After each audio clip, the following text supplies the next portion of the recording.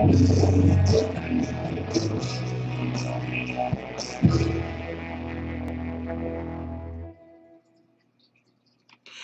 and welcome to Bio Lessons to Go. I'm Mr. Dove, and today we'll be looking at control systems in plants. Plant hormones control many key functions in a plant's life.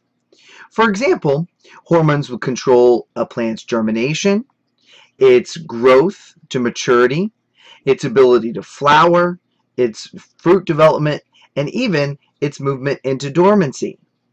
Just like animals, plants produce hormones in very small amounts, but even in tiny amounts, it can have large effects. Just a few molecules of hormones can cause a cell to respond by turning genes on or off, inhibiting enzymes, or just by changing the properties of the cell membrane. Hormones were actually discovered in part by Charles Darwin. Darwin and his son Francis were conducting experiments on trying to figure out why plants seem to grow towards light. Normally, as a seed germinates, that early stem is going to begin to bend and grow towards the light. If you cut off the tip, instead the plant grows straight up. If you cover up the tip, keep it intact, but cover it up with a dark cover, it also grows up. If you cover the tip with a transparent cap, it grows towards the light. And if you cover the base with a dark shield, it still grows toward the light. So Darwin's hypothesized that it must be the tip that's detecting the light and somehow sending signals down so that the shoot, is growing towards the light. Now, other scientists later confirmed that indeed the signal for this movement toward the light is a chemical messenger that's produced at the root tip. And this messenger was one of the hormones.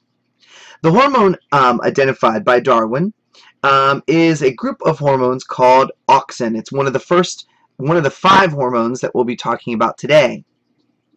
Now, auxins are produced in the apical meristems, the tip of the shoots and the tip of the roots. What they do is they promote cell elongation or lengthening. That's their job.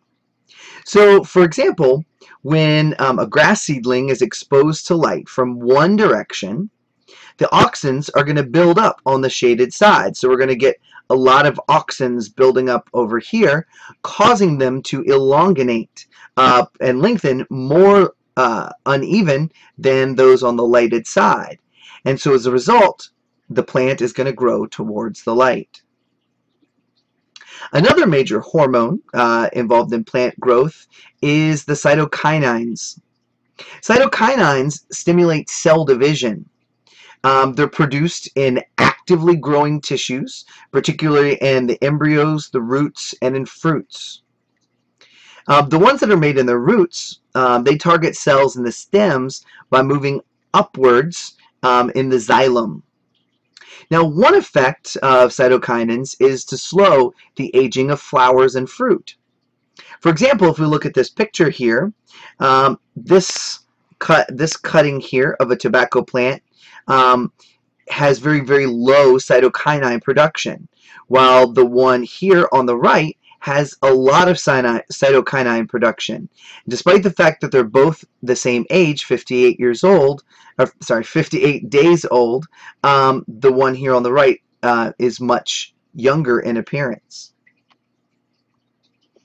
Another major hormone is going to be gibberellins.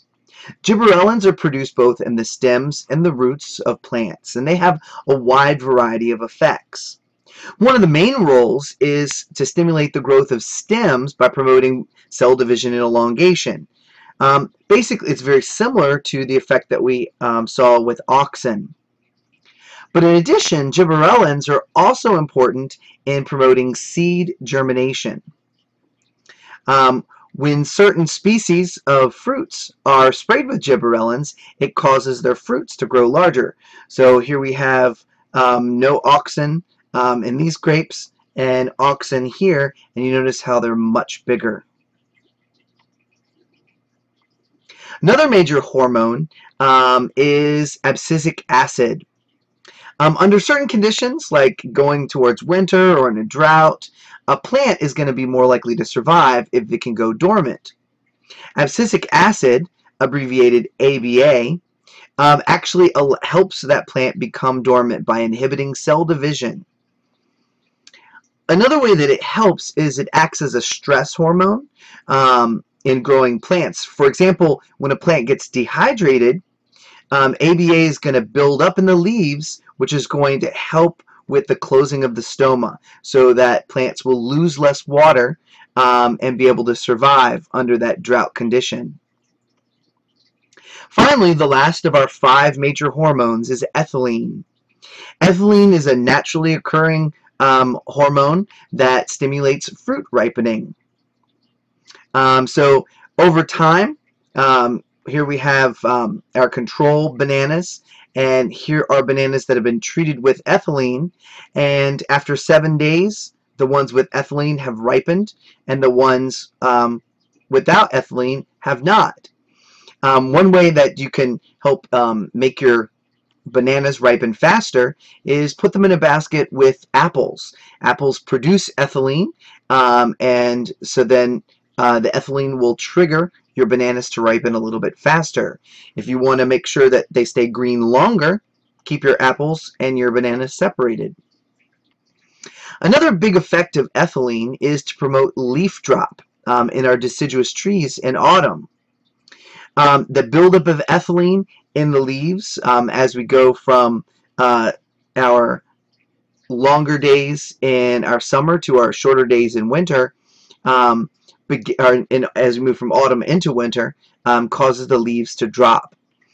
This is a great adaptation because during the winter, the plants aren't going to be able to feed their leaves with water because the ground is going to get frozen.